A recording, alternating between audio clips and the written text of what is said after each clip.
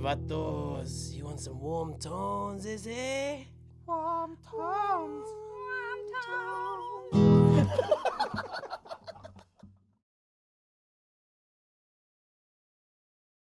I really should have bought a packet of cigarettes before we started, but anyway, hey, ask me some questions.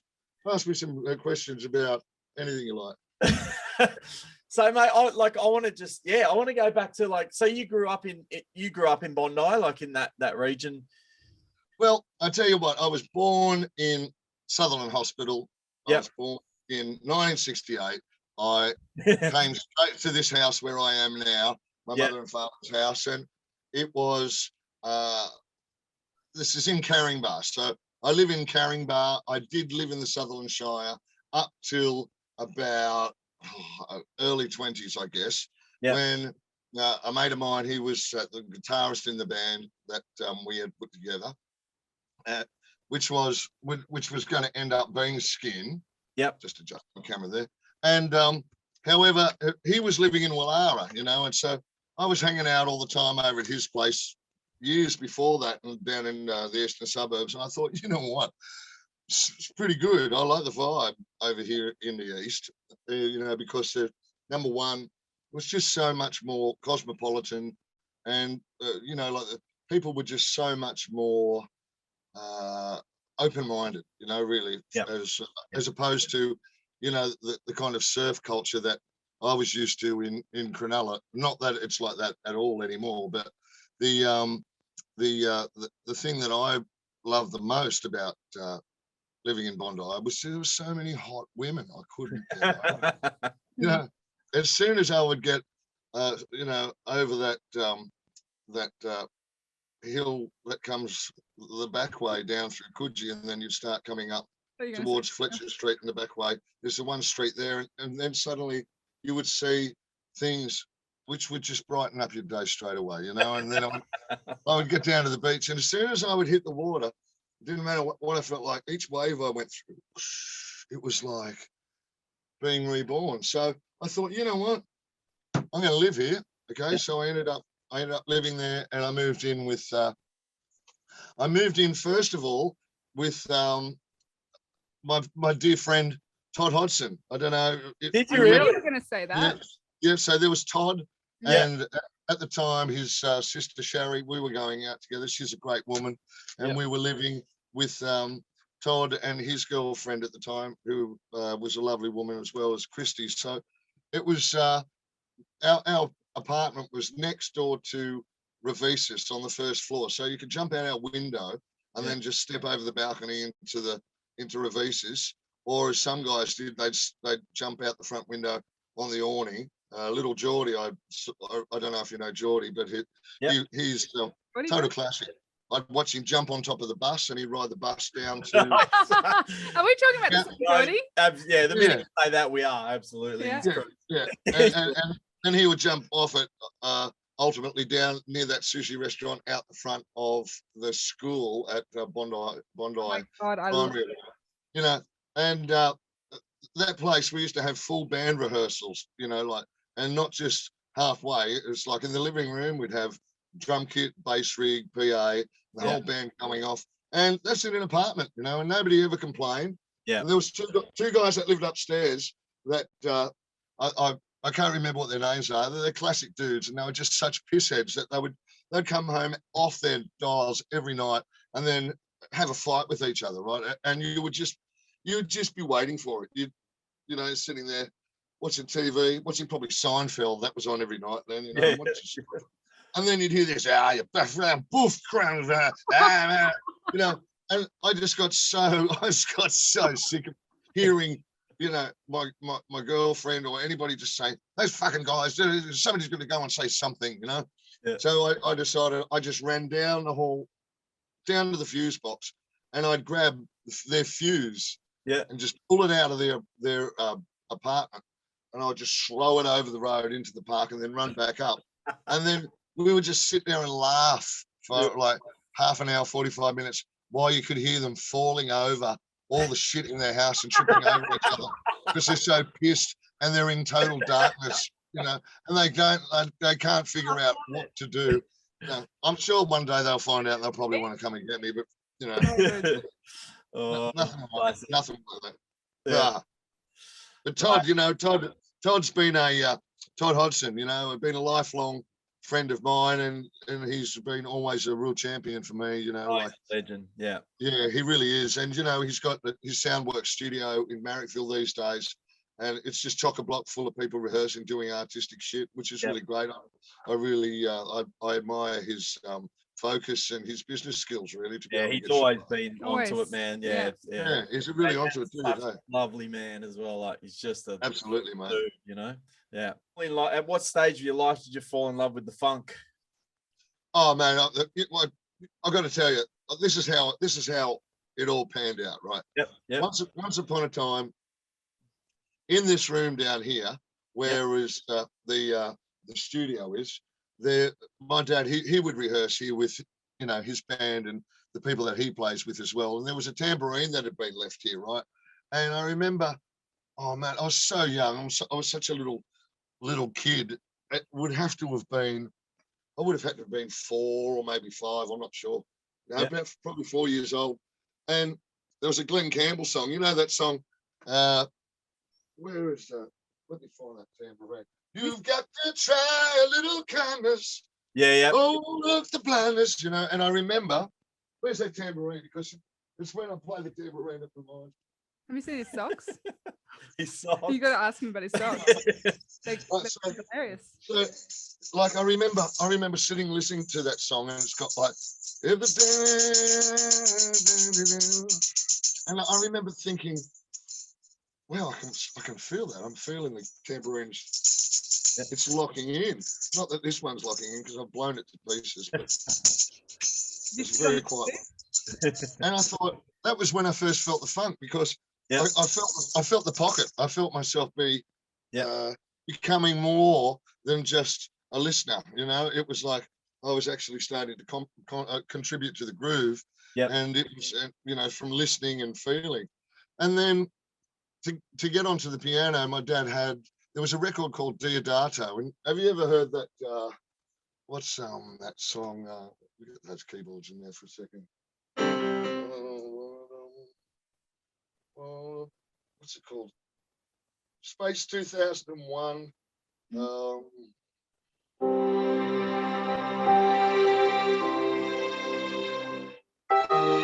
know that? Oh, yeah.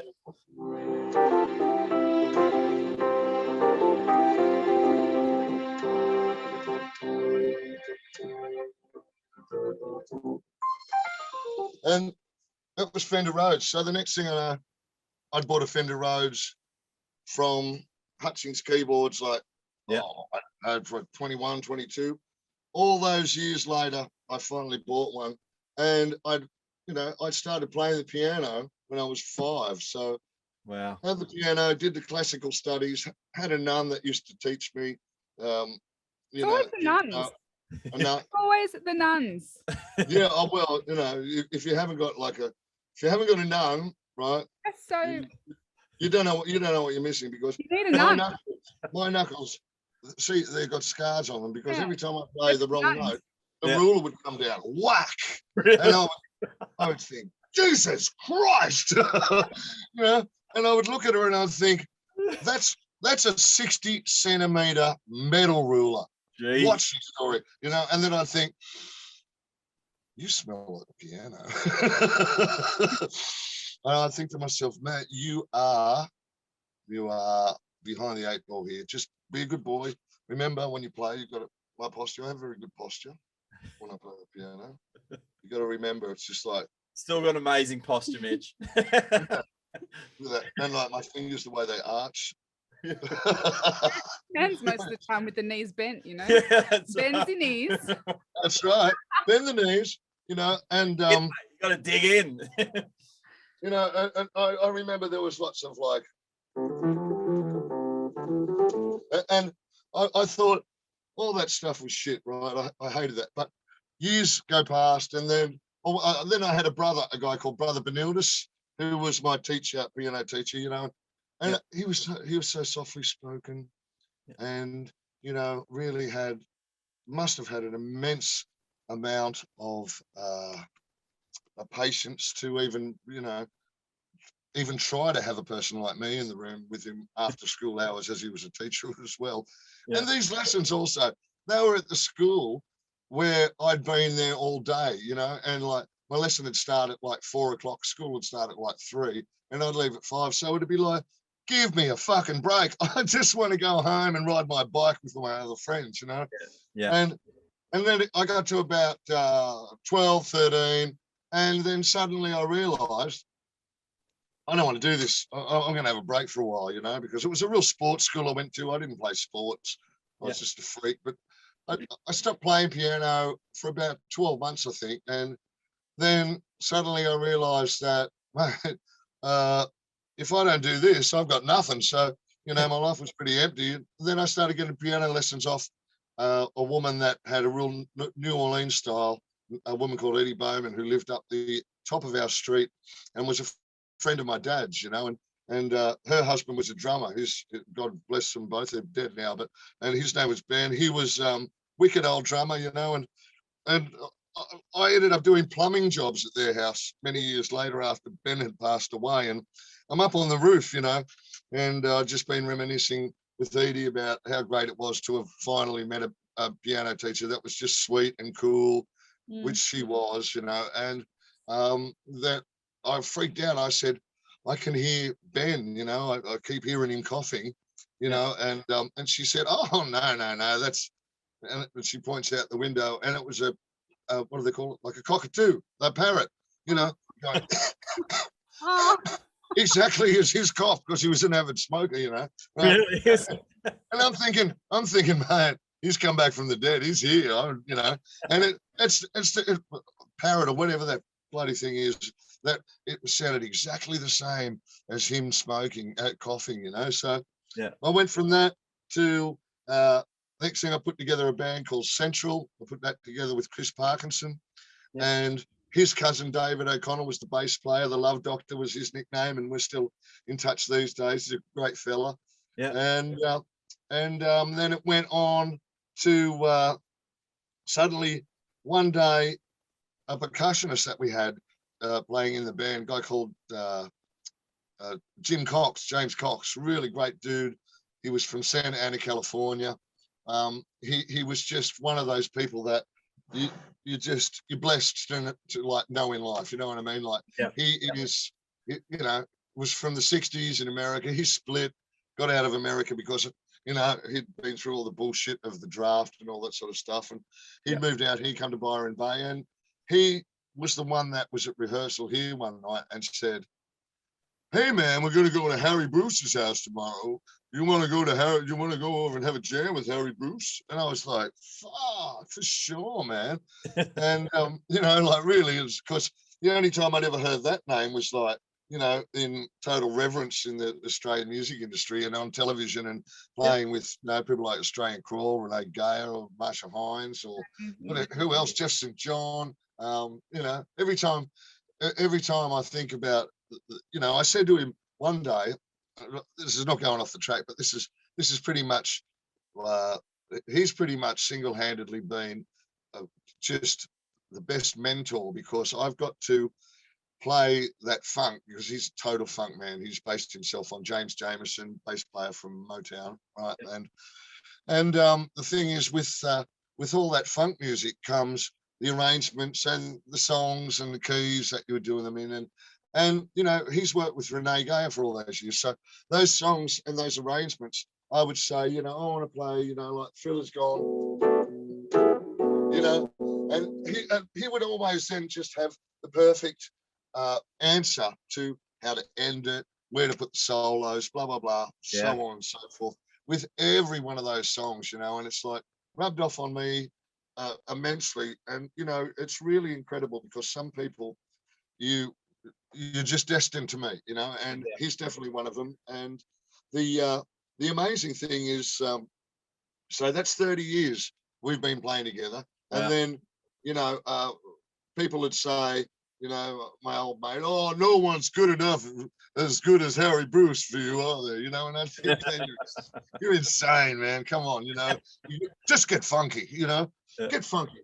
And I've got to tell you this great story. The last major specific sign that I received is that I met a lovely woman at a show one night, and I asked her if she'd be interested in coming and doing some recording, you know, and just basically just having a go writing some songs, because there's been very few women that I have actually been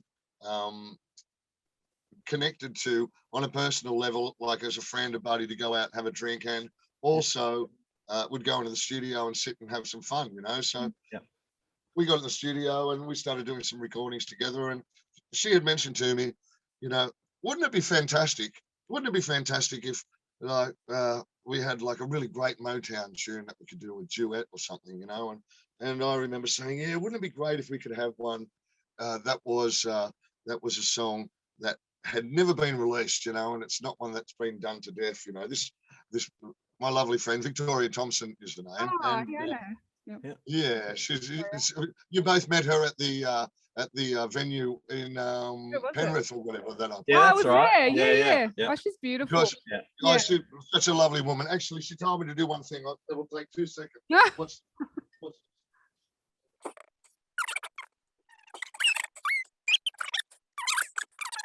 so there you go. I knew there was a change. There we go. There we go. So if you might remember rightly, this was the shirt that they gave me to wear that night. There. It was. Oh, that looks great, huh? I think I've got some photos of that. I have too. It was just so great. I spoke to her before I started talking to you guys, and she said, "Oh yeah, they're lovely. I really like them." So feelings mutual. That's She remembers us. Awesome. Yeah. Well, you know, this great story is that, okay, so we both say, wouldn't it be great to have a Motown tune to record something that nobody's done before? And no word of a lie, about 2 weeks later, I get a message saying, hi, Mitchell. My name's Pamela Sawyer, and I'd just like to thank you very much for sharing a very little known song that I can't remember the other woman's name just off the top of my head, but wrote for Marvin at a time when we didn't really realise how much trouble he was really in, you know, emotionally and whatnot. Wow. And so, you know, I read this message, and she's thanking me for sharing a song called A Piece of Clay, right? She's like, she writes, she wrote Love Child,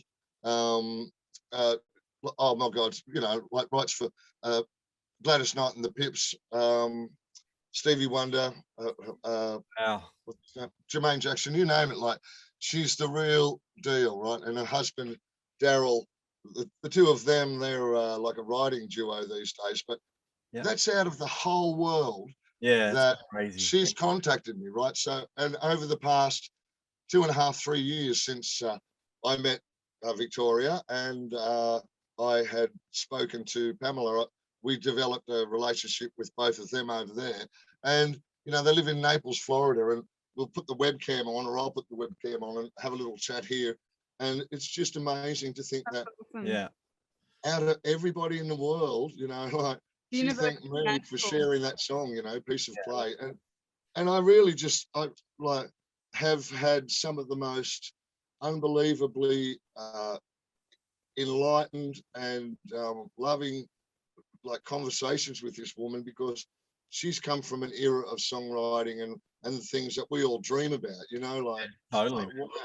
So, you know, sometimes you just, when you think to yourself, you know, you're not doing it, the universe is doing it through you, and if you just kind of keep that in mind and give thanks for that, it's always good to you, you know. Do you feel that, you know what I mean? Yeah, definitely, man. Magical thing, absolutely. Okay, well, you know, earlier we were talking about, you know, what makes a person optimistic, what makes a person happy, what makes somebody seem larger than life, you know, like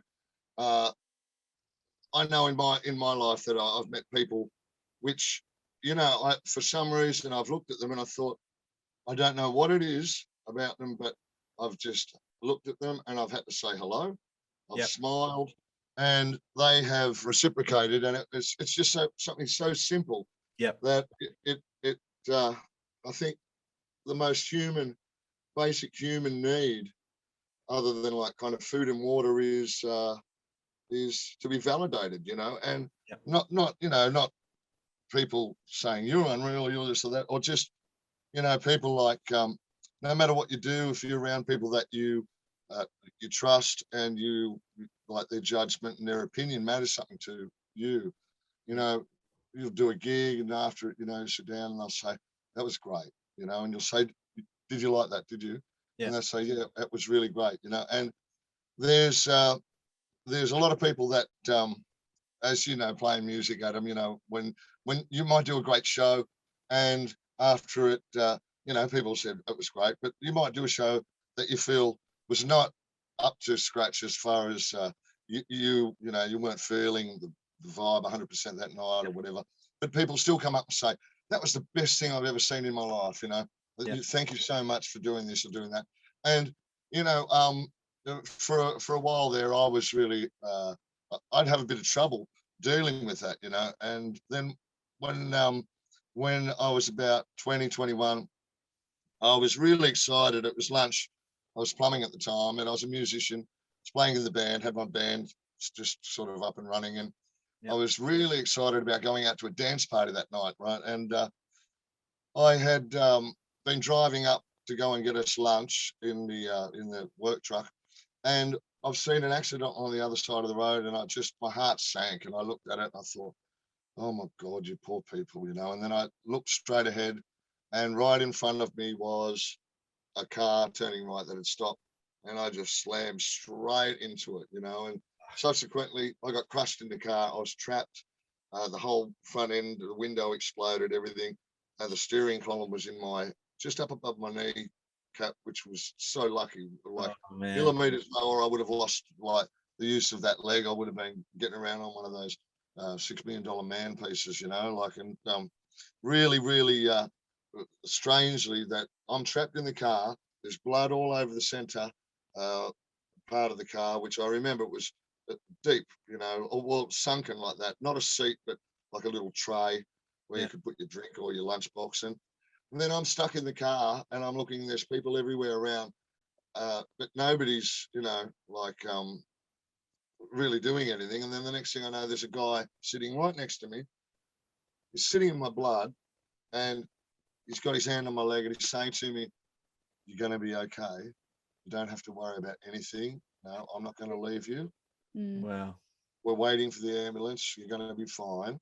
Everything is going to be okay. You're going to be okay. Because, you know, to give you an idea of the ferocity of the impact, is that I had a packet of Winnie Blues that was sitting on the front of the the window of the car, the front screen. And when the window exploded and the glass blew apart, I didn't see a piece of the cigarette packet bigger than that, you know. And how I didn't get my face cut and how I didn't get any other injury other than that big hole cut in my leg, which I think was about 30 stitches, which was just horrific, really.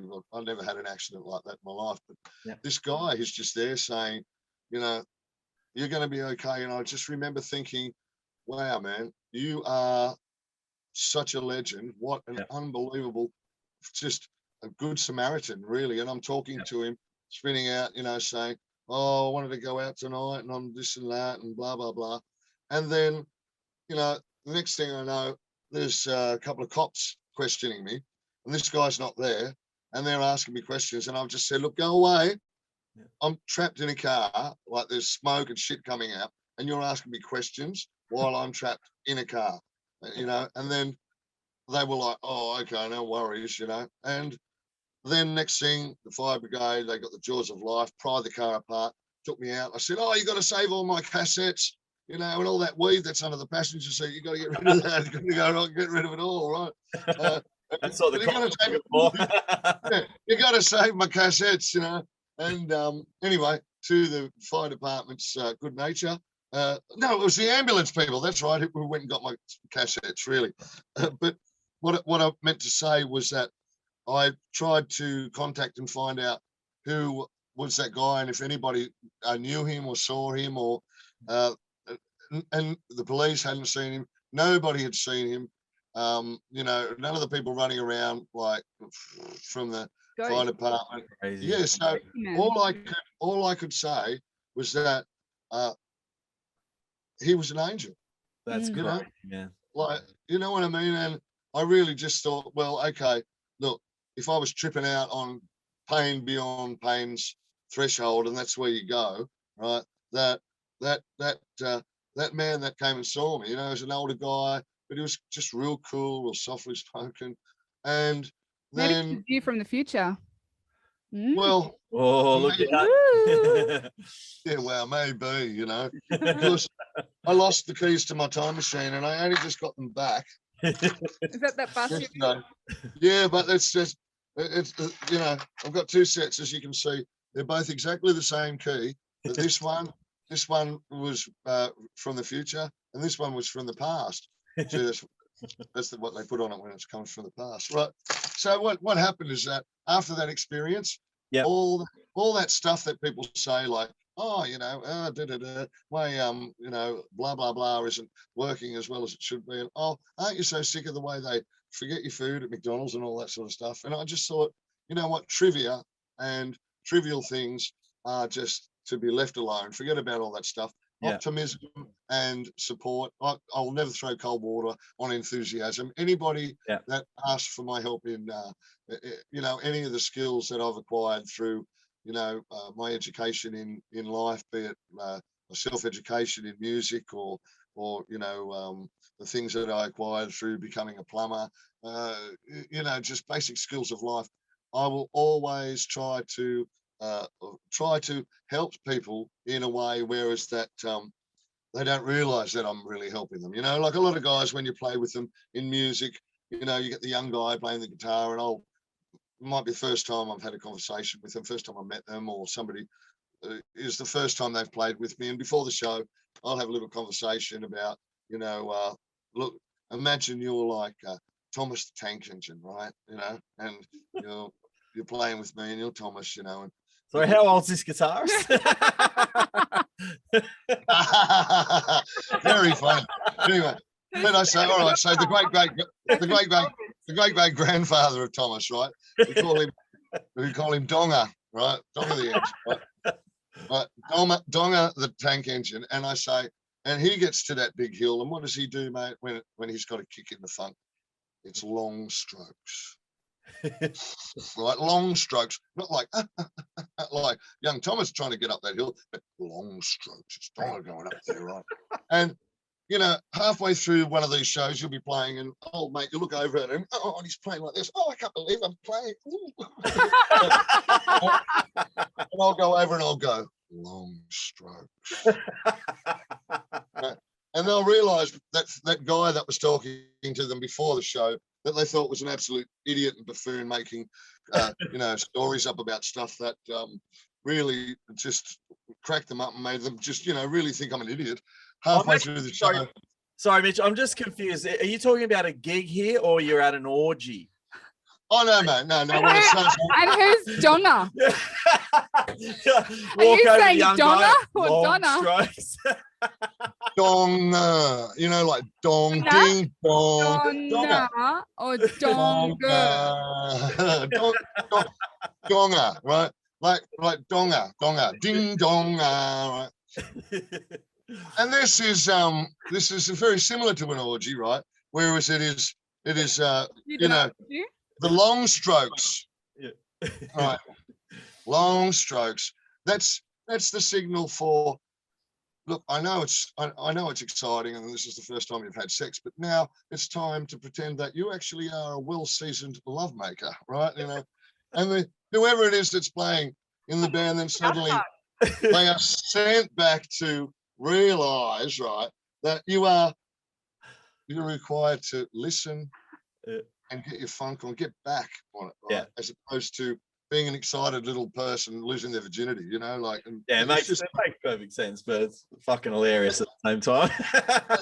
But you know, but that way, then I don't have to halfway through the show say, "Will you fucking slow down? It sounds crap. You're just acting like a shit," right?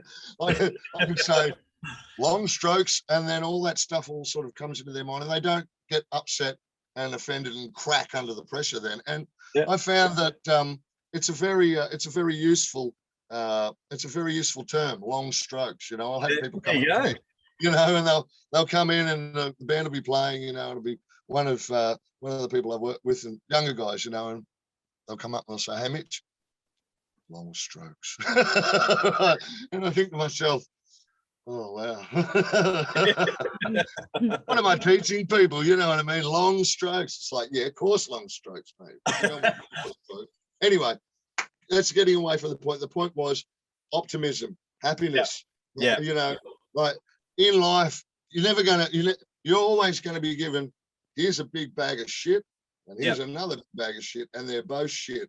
And no matter what you do, you have no other thing to do than deal with them both. So just pick one and deal with it, and then get onto the other one, because before you know it, there'll be another shit bag coming along, and that's just life. So, you know, if you sit there and you just think, I can't deal with it, eventually you won't be dealing with it. It'll be dealing with you. And, you know, I've suffered that. I've suffered that so many times where I've left it to the last minute. It's like Jenny Morris, you know, when I was in her band to go on tour with her, and you know, the day before we were to go to play at the rugby half-time in New Zealand, you know, the first show of the tour, I just rang her up and I said, "Look, Jenny, I'm sorry, I can't do this," you know, and she's like, "You're kidding, aren't you?" I said, "I just can't do this, you know, I just can't remember the songs," you know, and I learned a real great lesson that, you know, you don't do it that way. You say, "Look, I've just been hit by a meteorite, or Skylab has just fallen through and smashed my head," right? Because people are, they're depending on you, and whether or not you can do it or not, you know, I always say yes. And then when it comes to it, I do the very best I can to solve that situation. However, sometimes things just ain't right, you know. You just can't do it. Don't you agree? Yeah. So what? Just to clarify, what do you mean you couldn't remember the songs? Like you just weren't in the right headspace? You mean, or? I wasn't in the right headspace. I remember doing the morning show with her, and you know, she's a lovely lady. I don't really know her, and you know, she handled it quite well, saying, you know, like, "Are you kidding?" And no, okay, well, all right, thank you. And you know, and I do feel guilty about that all those years ago, and I hope that she has no hard feelings about it. But one thing that I did realise is that if you know, I'm on the TV in the morning and we're playing, I've lugged my Fender Rhodes in there. I've been hanging out with the Dig player in the studio just before it's about to happen, and we're all set up. And I've got my full denim outfit you would have seen me. I used to wear all the time, you know, back in the day. I was feeling so cool, and Richard Wilkins is talking to her, and I'm thinking, oh man, morning show, okay, I'm playing. And then we're playing, and then she's come, "Stop, please stop." She's come over to me and she said, "Could you please not rock from side to side so much?" And I'm, oh, okay, no worries. And I think it happened one more time. You know, I was rocking side to side while I was playing. Really? Yeah. And, you know, and it's like, what are you going to do? And that was kind of like me having a boss, right? And I've never had a boss. The only person I've ever had that's my boss was my dad when we worked together as plumbers. And that was cool because he's a muso as well, you know. But being in that situation, if you want to stop me rocking, then I'm gonna fuck it all up for you. I'm gonna leave just before I'm supposed to do it because I can't remember your songs because you really blew my mind when you said stop rocking from side to side. Right? It's a long way to the top if you want to rock and roll. If you're not allowed to rock, how are you going to roll? Okay. So inconvenient. That's full Miami Vice, isn't it? Hey, come here. Don't you love those? Don't you love those? They had the Bruce Lee. They had the Bruce Lee marathon on what SBS World Movies about a month or 2 months ago, and there's this one particular segment, right, where you know every one of the shows they do that thing. You know, he's coming. Bring the car. Stop now. Right. Can't you imagine? Stop me now. Hey, help. Right. And then you go, and then the next thing you look at the other guy and he's dead. Like the Bruce Lee, he'll come with this 1-inch punch. He's that close to you, so close to you. and then next thing, oof, oof, and he's pulled out your heart. You're dead. You're fully dead. And then they'll turn around, quick, grab the car, quickly. We must go. But, hey, let's bring attention quickly before we go off to the people back in the day, Bondi. You know, what it was like when we all lived there. You know, what are some of your most vivid memories of when we were all living in Bondi, you guys? Yeah, I mean, there's so many, man. But Hazy if we're talking music scene, like I just remember that little golden era where you had like Tommy in the Neighborhood, you had a Pizzo Bangora. You know, I saw Tommy the other day. Did ya? Yeah. He was at Lamb Rock Cafe. First time I've seen him in years. Sorry, Wow. yeah, keep going. Yeah. You know what I mean? Like that little golden period where it was like all world music and funk and just like such a fucking like massive like array of amazing roots. It was pretty amazing, man. It Really, was, man. It was just the Back golden in the era, PBJ you know? days and the Yeah. blue chip days. Yeah, Club the blue Jam. chip. Absolutely. Oh, miss it. Yeah. Yeah, well, you know, you look at Bondi as a place that really, that time was, it's a golden era. That was our slot, I guess. You know, Yeah. it's like, Sure, man. it's a different place now. However, Yeah. you know, there's still those people, you know, it's like that energy that's there that draws people there. I met a whole lot of people, new people, where, you know, they're younger and all that. And, you know, they're just so excited about doing whatever. Whereas I look at them and it's like, well, it's pretty much, I don't know, it's kind of like replaying the same thing over and over and over. It's like when my dad came over and I said, for the first time when I was in the Britannic Mansions next to the what do you call it, Revises with Todd and Sharon, you know, my dad come over and the front window looked straight out over the park, straight to the beach. You know, I said, what do you reckon about this, Dad? He says, son, you're living in a millionaire's paradise, you know. Yeah. And I looked at him and I said, would you like to live here? He said, nah, mate, this is a young person's place, you know, like. Yeah. And I never forgot him saying that, because now when I go there, I feel like the old bull, you know, like cruising around, and I see a handful of people that I know, and you know, and then there's like a lot of people that still have shops. The people at the fish shop, I know them. I see them. See Tom at Lamb Rock. You know, but Birdman's Cafe, where Anthony, our manager of Skin, used to own. That's just a big hole in the ground now. That's totally gone. So, you know, that's a piece of history destroyed. Babies. Yeah. Oh, BBs, Oh, yeah. babies. Oh, BBs was so great. Remember Aisha? Oh, babies. Yeah. That's- Yeah, Yeah. That was the best. awesome. Yeah. Because I see Aisha and her husband having a glass of wine from time to time in Revises these days, and I can never forget. I'd never forget her. She's a publican. She owns a bar, and she would say, "Yes, Mitchell, could you please come and play on Saturday night? But please, I don't want too many people. Please, please." You know, and I think that's pretty wild. You know, And don't play loud. yeah. Don't play loud, and Don't rock. I don't want many people. No, she didn't actually mind it being Don't loud. rock side to You side. can rock forward. Just don't rock these ways. You can go backwards and forwards, long strokes. Yeah, well, you see all these people that have that, you know, they know me intimately because, you know, there's a whole different personality that comes out from being in show business, as you know, and you know, like being involved in, you know, the nightlife and just the whole energy of people after dark when they're letting their hair down and getting down to music.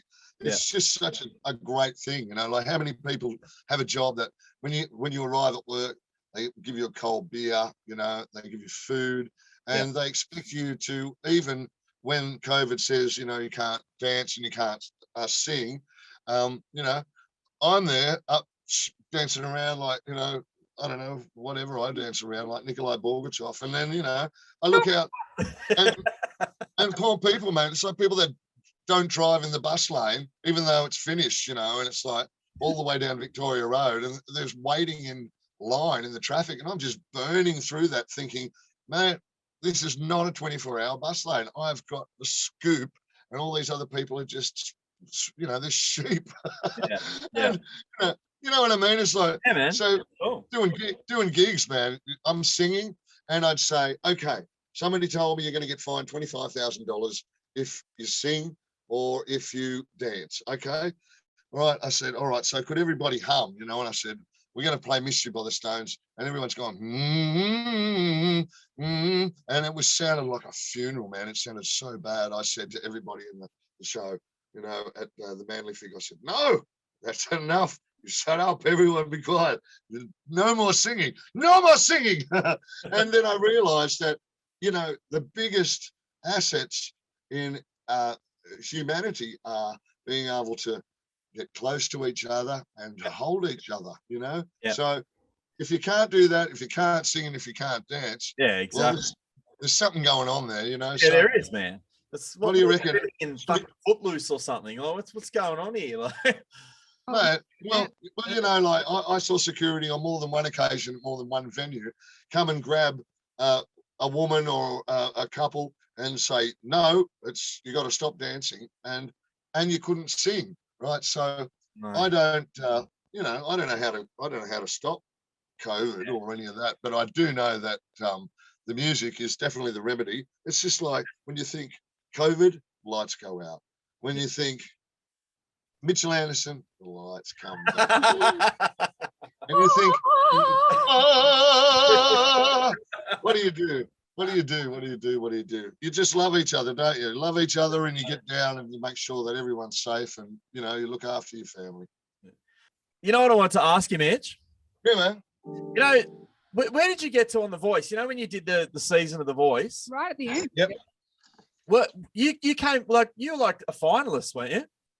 Yeah. Well, what happened is that my huge nuts on television just blew everybody's mind. And yeah, they blew my mind. I remember. It was so unbelievable that I got to the point where I just couldn't even stomach myself anymore. I couldn't look at another picture of myself. Yeah, it was the nuts, mate. It was just crazy, mate. Really, when I did that, I was just so focused. I wasn't drinking. Like, oh man, it was just such a hectic time. Really, it was so intense.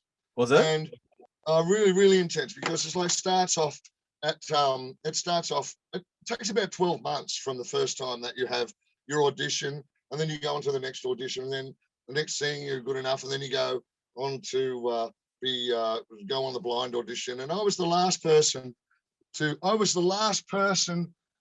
from all the auditions in, like, my dad and I had been there since like 7:30 in the morning at Foxtel, pardon me, waiting for the what do you call it? The audition, right? Blind audition. So, we're hanging there all day in this tent, eating this, like, shitty catered food, and it's windy and cold, and one after another, people would go in, and it's like, oh, mate, there was so many people there that day that were going in to sing that all day. Like, this tent was full of all the entrants. You're walking around everywhere with these people talking, and and then anyway, next thing, cut a long story short, is you get on the blind audition, and I remember walking up to the little window that is in the door that they push, and then you walk out of. There's a little square piece of glass there, and I've looked through the window, and there's Seal sitting over there, right? And he just like kind of just turns and looks straight into my eyes, Really? And and I looked at him and I thought, far out, man, look at that dude. He's like, I always wanted to meet him, like, ever since I heard that song Crazy. And I thought, wow, that's him. He's fully looked right at me, and then I've gone, okay, go out there and do your thing.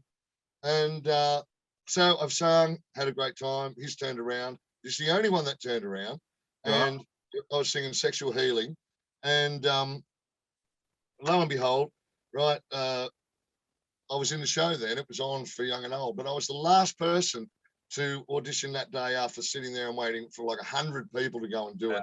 Hearing all these people do it, right? And then I was the last person, and I took like the last spot, and just one after another, people had come out that I knew and said, don't worry, Mitch, you'll get through. I didn't, but you'll get through. And I'd think, you bet I'll get through, man. I'm going to smash this shit, right? And I did. And then after it, you suddenly whisked off with you know, Jose, the cameraman, going, "Oh, it's magic, beautiful. Okay, brother. Oh yeah." You know, and then after that night, I was sick for 2 weeks, like really sick. It was like, you know, when you have a build up to something and you're so stressed out that after it, then you'd go, oh, relief. And man, I was crook as, and partially because I was left out in the cold with the wind blowing to the very last person in the like nighttime auditioning. But then I went on, and each time I'd go on to do another show, like I just kept going and going and going and going, right? And I just thought, well, all right, this is pretty cool. There's a chance I might actually win, right? You know, but when I think about it, that I won't discuss any of the other things that the show I thought lacked. But what I did think that was an amazing thing in the show is that it got me in front of people, a massive audience, and you know, people. We're funny, human beings. We're funny, you know. We might not remember what show you're on, who you are, what your name is, but they'll remember a feeling that they had when they met you, you know. And they don't know that it was on television, you know, most of the time. And then you tell them it's like, you know, it's like me. I'm playing at a gig. This guy, I kept looking at him, thinking that guy's such a good vibe, you know, having my bromance with this dude, you know, thinking, hey, what a cool dude, you know. And I'm looking at him thinking, I know that guy, you know. And I've gone up. I said, do we know each other? You know, and he was like, no. And then I said, no, was it? He said, look, I was on MasterChef. I went, you know, hot in your cold. You know, I just thought, wow, it's just such a powerful medium, television. It is. Yeah. So yeah, each week, Barry Nobody would get knocked out, and Mitch Anderson just kept rocking on and rocking on and rocking on. And you know, as the guitarist Chris Camzella said to me, he said, you know, like, mate, you're just too strong, mate. You know, it's like they've been trying to get rid of you from day one, but they just can't. You're just too strong. Now the live shows are on, you know, it's just like you never stop talking. You don't let anyone else talk. And you just like, you know, a politician, you just keep talking and talking and talking and promoting whatever bullshit that's in your head at the moment just to get more airtime, you know. He said, it's fantastic, right? So it came down to the top 8. And in that top 8, there was, on my team, there was the young boy who won the whole thing. His name was Harrison Craig, you know. And Harrison, he was, I couldn't figure it out why that when we were hanging out or we were on a bus or a plane and talking, he wouldn't stutter, you know, but when he was on television and being interviewed everywhere, he would stutter, you know. And I asked him, I said, you know, like, Harrison, do you drink alcohol, you know? And he said, oh, Mitchell, I really can't see the use in it. And I said, listen, mate, one day you will see the use in it. Anyway, it came down to that top 8. So the top 4 people were all young'uns. So, you know, here's, I don't know, 18. Celia Pavey, who was absolutely beautiful, you know, and a lovely girl. She's young. She's Miss Murphy and what's the other fella's name? Whatever the other fella's name was, just a nice guy.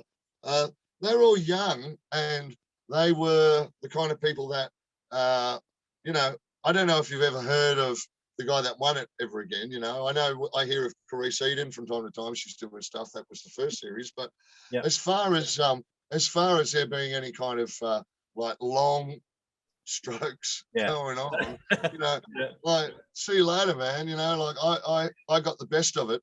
I would have loved to have won $250,000. It would have lasted me all of probably 2 weeks. But I really would have loved the fact that, you know, that anybody that watched that knew me, knew that that's exactly how I am, you know. And that was all I was interested in. It was just like singing the songs the best I could, you know, and shooting sparks out of my ass like nothing else, you know, and just really hitting it so hard. And Delta Goodrum, all I wanted to do was just give her a big cuddle every time I saw her, because she's just such a gorgeous woman.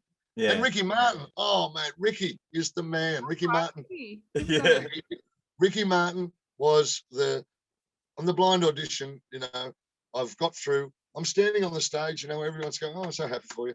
And then suddenly my arm's up like that, right? And I'm being lifted, and I thought, fuck, a tree's got me. Right?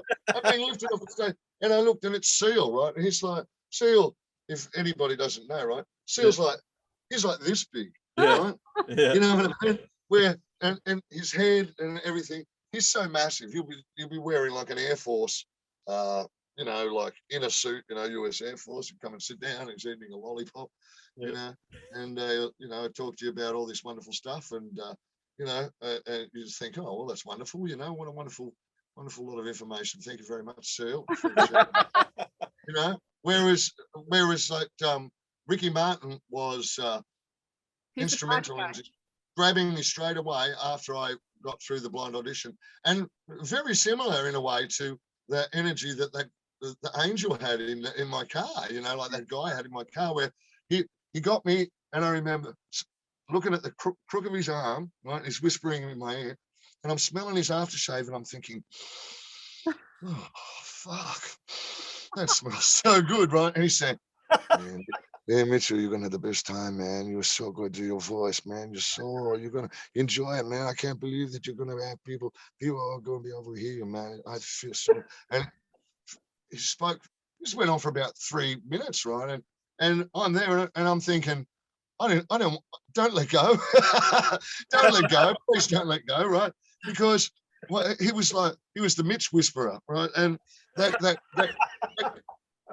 essence, but that essence that he had, you know, he'd say to me, you know, hey, he said, oh, I love that song, you know, because I'd have arranged nights to say, can I get up? Can I sing that song too? And I'd be like, yeah, sure, you know, or I'd be backstage and he'd say, hey, Mitch, I went to Cronulla today, man. Someone said you live down that way. Oh, man, I took my kids. I want to move here, man. It's beautiful, you know, and then he'd say, this is my partner, Jose, you know, and that's his manager. And these are my kids, our kids, you know, and they little kids with glasses on, you know, like Gun Vandalia, you know, and the thing is, what I realized through that whole journey of being on The Voice is that, man, it's a TV show, right? I was lucky enough to get to that point, right? Whereas that they really didn't have any other kind of any other chance other than getting those young kids and signing them up, because if they sign me up, you know, it's like, what's the use signing a guy up at that stage? What was I, 45? You know, 45. It's like you're not going to get much longevity out of that person. You know what I mean? It's like the irony of it is you've probably got more longevity than all those four. You know what I mean? What can I say, mate? Well, you know, I must admit that I have I made like some real true deep lifelong friends on that show, and you know the band, most of the people in that band we had played together already, like numerous times, you know. And you know what blew my mind? What blew my mind the most was the way that you get treated when like people are watching you on TV and they're in awe of what you're doing, and it's like you go into a shop and you know you'll give them $20, you know, you buy something, and then they'll like give you $25 change and pass it to you, you know, or you know, really? Oh yeah, people they're gobsmacked by the fact that that head that was on TV is in their shop or whatever, and they just lose control. Actually, you know, or they shortchange it by accident. You know, so imagine being as famous as like Ricky Martin or you know, or Prince or Paul McCartney, you know. You're sniffing armpits, you know. But you know, like you love it too. What are you going to play for us?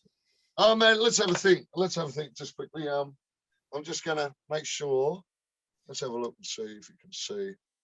Yeah, maybe I'll bring that down a bit. Oh, here we go.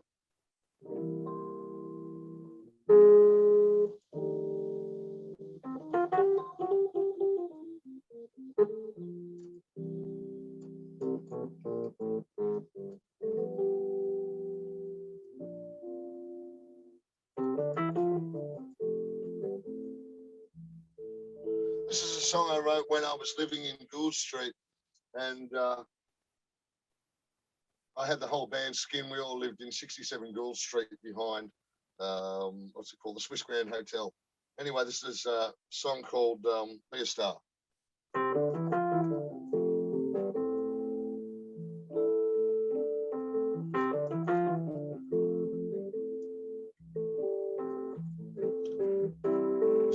and stare into your deep set eyes.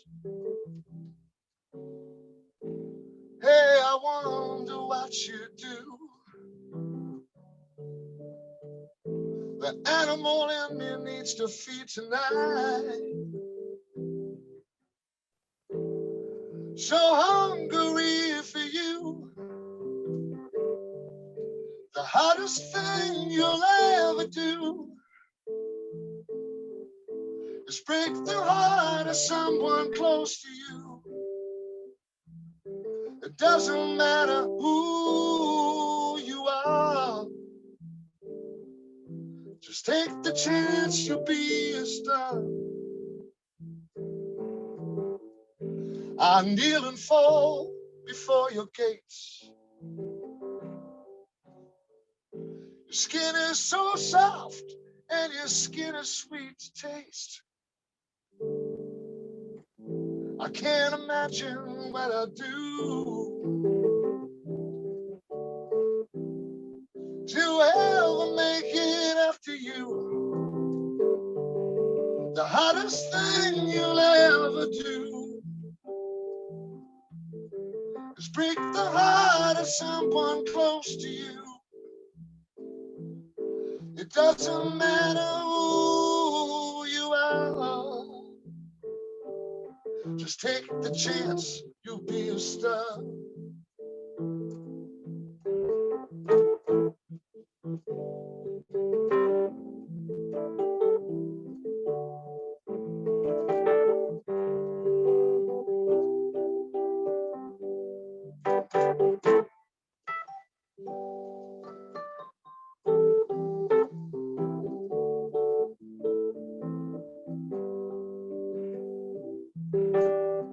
The hardest thing you'll ever do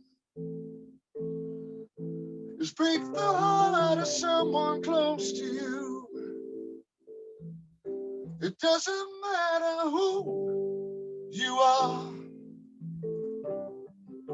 Just take the chance, you'll be a star. Just take the chance, you'll be a star. Just take the chance, you'll be a star.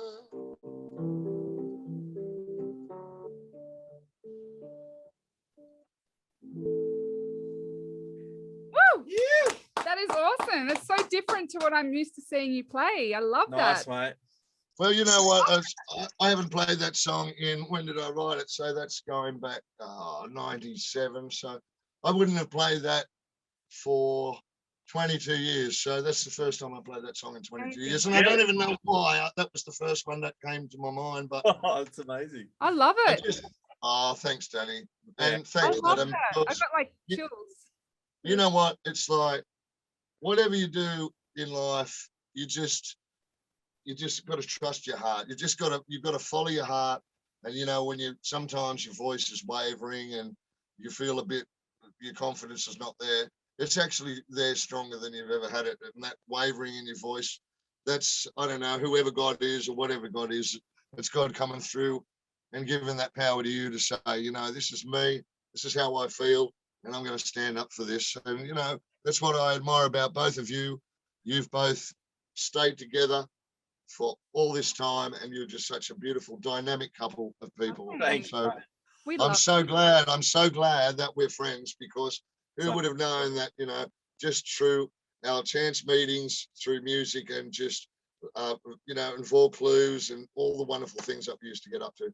Yeah. How amazing it is. All these years go past, and you both look so fantastic and such great people to talk to and hang out Oh, we love you. Thanks, Mitch. We want to I hug love you guys. I really do. Yeah, same, man. We've got to see each other in person soon for sure. Yeah, well, you know, like I've got a pretty good idea that I'll come up the Gold Coast soon, because flights won't be that expensive. I know that I've got a couple of mates that go up there from time to time, and you know, it would be just so great to come up there and hang out. If you can Just- trek Yeah. a few more hours to the sunny coast, that'd Well, be better. Let me know, man. I reckon I could get you a really, really sweet gig up here as well for your band if you wanted to come up. Fantastic, mate. Well, Yeah. I think the last time I was there, I did Coolangatta carols, right? It was hilarious. It's like 5,000 people have flown up there with Harry and Keith as a trio, and we played every Christmas carol, reggae versions. Like what were they? I can't remember now. I'm dreaming. Oh, forget it. But it was awesome. We smashed it, And the looks on the people's faces were like, what sort of carols is this? But the kids, all the kids are up the front dancing, and I couldn't believe it because it was like, I'm dreaming of a white Christmas. That's what you got to do. Love that. A white Christmas. A lot of bullshit though in Australia, They're all looking at me like this guy is a dickhead, But by the end of it, White Christmas. They love me. We don't get it. We don't get it. Yeah. It's so hot up there. I love it. So good. It is, mate. It's a sweatathon every day. It's great. Yeah. Well, mate, look, thanks so much. Like, this has been so much fun, man. Like, so good. Really, for me too. I've had an absolute ball.